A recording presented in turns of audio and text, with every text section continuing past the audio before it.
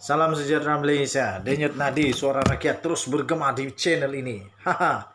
Inilah yang berlaku tuan-tuan dan puan-puan. Akhirnya ini berita terbaru tentang PRU 15 daripada Istana Negara. Pasti ramai mau tahu apa jadi atau tidak PRU diperkenankan ke tidak oleh Agung, bila tarik. So akhirnya berita terbaru yang paling fresh. Berita paling fresh. Sekarang pukul 8.52 malam. Berita paling fresh tentang pilihan raya. Kali ini daripada Istana Negara. Petang tadi kita tahu bahawa Perdana Menteri Datuk Seri Ismail Sabri Yaakob telah menghadap Seri Paduka Baginda yang di-Pertuan Agong. Dan apakah keputusannya? Ini dia, kita kongsikan bersama-sama. Duka cita bagi mereka yang mengharap. Duka cita bagi Zahid Hamidi. Duka cita bagi Ahmad Maslan. Duka cita bagi Tok Matasan. Duka cita untuk Najib Razak. Memang sudah duka cita lah kalau Najib Razak. Kenapa duk sebut nama dia lagi? Dia sudah jadi banduan. Duka cita lah untuk semua yang mau mengharap sangat hari ini dibubarkan parlimen atau besok. Tak ada bubar parlimen. Tarikh bubar parlimen tidak dibincangkan. Tarikh pembubaran untuk Dewan Rakyat tidak dibincangkan semasa Perdana Menteri, iaitu Datuk Seri Ismail Sabri Yaakob menghadap Seri Paduka Baginda yang di-Pertuan Agong Al-Sultan Abdullah Riayatuddin Al-Mustafa Billah Shah. Perkara itu telah disahkan sendiri oleh sumber yang rapat dengan pejabat Perdana Menteri PMO dan disokong oleh maklumat yang telah diperolehi oleh Malaysia kini daripada pihak istana. Ketika ditanya jika tarikh pembubaran dibincangkan dengan Seri Paduka, sumber PMO menjawab ringkas tak dibincangkan. Sementara itu, Datuk Pengelola Bijaya Diraja Istana Negara juga, iaitu Ahmad Fadil Samsudin, juga turut memberitahu Malaysia kini bahawa majlis menghadap hari ini hanyalah taklimat sebelum mesyuarat kabinet. Katanya, hari ini cuma taklimat pra-kabinet. Isu-isu pra-kabinet mesyuarat mingguan, katanya ketika dihubungi. Sambil berkata, dia tidak mengetahui setiap perincian perkara yang dibincangkan. Ahmad Fadil juga berkata, pihak istana tidak menerima sebarang titah berhubung pembubaran parlimen. Katanya, tuanku tak titah apa-apa. Tak titah buat apa-apa kenyataan. Katanya sambil menambah, ini berkemungkinan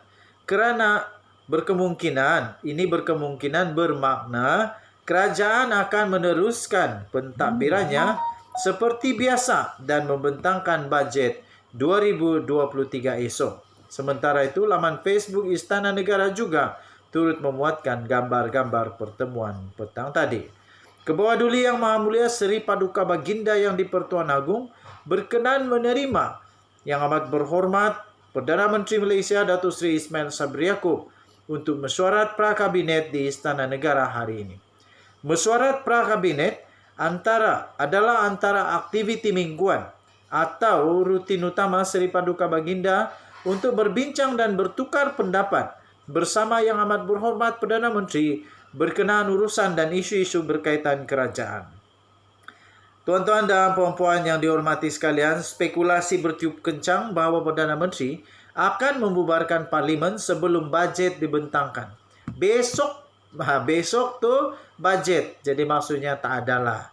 Ismail Sabri selaku Naib Presiden UMNO kini dilaporkan di Menara Dato' On, Kuala Lumpur dan sedang mengadakan perbincangan dengan Presiden UMNO Ahmad Zahid Hamidi dan pemimpin parti yang lain. Saya admin The Twin TV. Saya pun tidak setuju kalau PRU dilaksanakan ketika musim banjir. Kecuali lain dah banjir. Kalau tiba-tiba banjir, jangan buat. Kalau banjir, jangan buat. Satu, bahaya. Kedua, membazir. Denyut nadi suara rakyat bergema di channel ini. Kita jumpa lagi. Bye-bye. Salam sejahtera Malaysia. Denyut nadi suara rakyat bergema terus di channel ini. Tuan-tuan dan puan-puan yang dihormati sekalian, Rafizi Ramli buat gegaran sekali lagi. Dan setiap kali dia bercakap ini mesti ada fakta, ada bukti, ada track record dan sebagainya. Jadi bukan sembarangan. Dan Rafizi Ramli setiap kali dia buat pendedahan, dia belum pernah kena saman. Fitnah kah? Belum pernah. Kerana apa? Kerana mungkin semua yang dia dedah itu ada kebenaran dan ada fakta. Berlainan dengan beberapa orang yang hebatnya, yang hebat katanya, yang hebat. Konon banyak betul maklumat dan sebagainya. Las-las kena saman. Termasuk Perdana Menteri pun saman. Tapi Rafizi tidak. Dia belum pernah kena saman kerana fitnah. Dan semua yang dia bongkar mula-mula dinafikan, tapi las-las betul-betul ada. Dan salah seorangnya Najib Razak sudah masuk penjara. Haha. Kali ini Rafizi mendedahkan 854 juta ringgit Malaysia. Bukan sedikit ini, hampir 1 bilion. 854 juta ringgit Malaysia kepincangan di dalam kontrak pertahanan. Rafizi berikrar akan dedah kepincangan kontrak pertahanan. Ini bukan main-main punya kontrak, tuan-tuan dan puan-puan. Ini berkaitan dengan kontrak keselamatan pertahanan negara Malaysia. Mana boleh dibawa main. Ini serius. Dan menjelang PRU15 ini mungkin akan menjadi satu lagi cabaran besar bagi UMNO dan BN untuk menang. Tapi apapun kita baca bersama-sama lah. Okey, saya kongsikan kepada kamu timbalan Presiden PKR, iaitu Rafizi Ramli, membangkitkan semula persoalan berhubung dengan dakwaan campur tangan daripada Menteri Kewangan, iaitu Tengku Zafrul Abdul Aziz dan Perdana Menteri Ismail Sabri Yaakob di dalam kontrak pertahanan sebanyak 854 juta ringgit Malaysia. Wow. Kali ini Tengku Zafrul dan Perdana Menteri Datuk Seri Ismail Sabri Yaakob pun disebut pula kali ini. Jadi apa yang terjadi ni tuan-tuan dan puan-puan? Dakwaan mengenai Zafrul dan Ismail Sabri campur tangan dalam kontrak untuk mendapatkan meriam gerak sendiri atau SPH atau howitzer untuk tentera yang dianugerahkan melalui tender secara rundingan terus. Pertama kali muncul pada pertengahan Ogos, tetapi masih tidak dijawab. Menurut petikan surat yang didakwa daripada Kementerian Kewangan kepada Kementerian Pertahanan, pihaknya mahu kontrak itu diberikan melalui tender terhad. Bagaimanapun surat yang didakwa menyatakan permintaan ini ditolak. Sebaliknya, ia berkata, Menteri Kewangan telah bersetuju supaya kontrak mendapatkan howitzer, meriam tadi itu, howitzer dan infrastruktur berkaitan diberikan kepada sebuah syarikat dengan harga 854.3 juta ringgit Malaysia. Malaysia kini telah menghubungi syarikat itu untuk mendapatkan maklum balas. Rafizi di dalam kenyataannya pada hari ini telah mendedahkan salinan surat Kementerian Kewangan yang mengandungi butiran lanjut, termasuk wujudnya usaha untuk berunding dengan harga yang lebih rendah dan Kementerian Pertahanan perlu menjalankan usaha yang wajar. Surat Kementerian Kewangan itu didakwa hasil melobi syarikat itu kepada Perdana Menteri Ismail Sabri Yaakob. Syarikat itu didakwa telah menghantar surat kepada Perdana Menteri pada 21 April meminta Ismail Sabri Yaakob untuk mempercepatkan keputusan mengenai bidaan perolehan mereka, dan ia dilakukan melalui tender terus. Ismail Sabri didakwa telah memberi penjelasan pada surat itu dengan arahan berikut. YBM MOF, saya sokong permohonan ini. Sila ... ambil tindakan segera.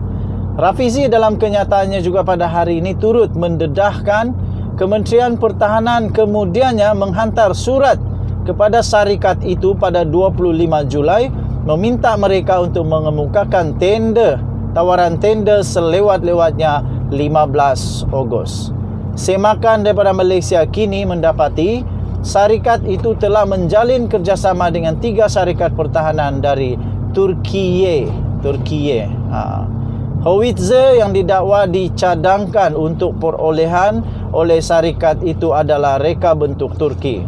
Rafizi berkata semakan terhadap rekod syarikat itu menunjukkan ia hanya ditubuhkan pada tahun 2020, menimbulkan persoalan mengenai pengalaman dan kepakaran mereka.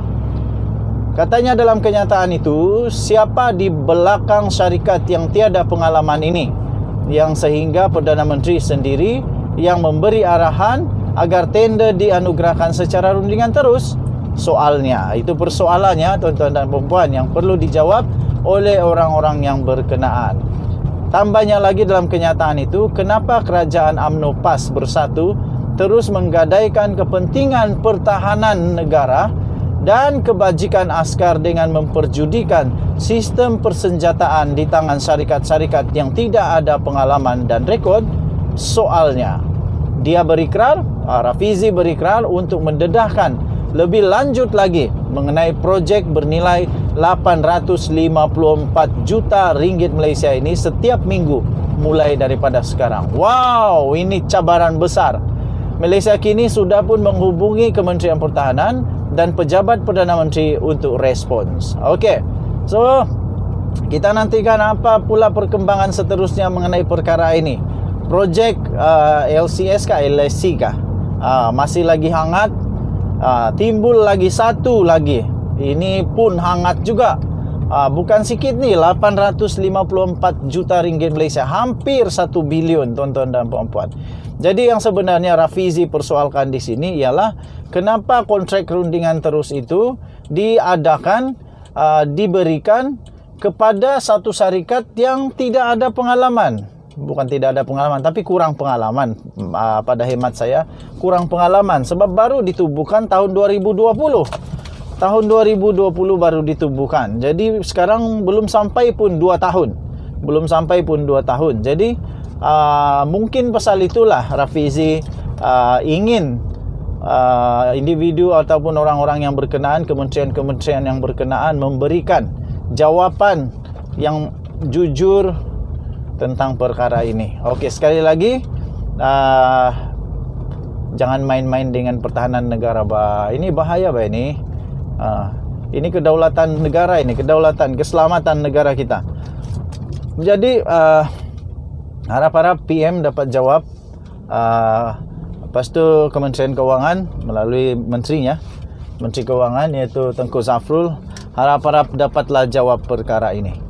Jangan dibiarkan nanti rakyat bingung-bingung. Okey, kita jumpa lagi. Bye-bye.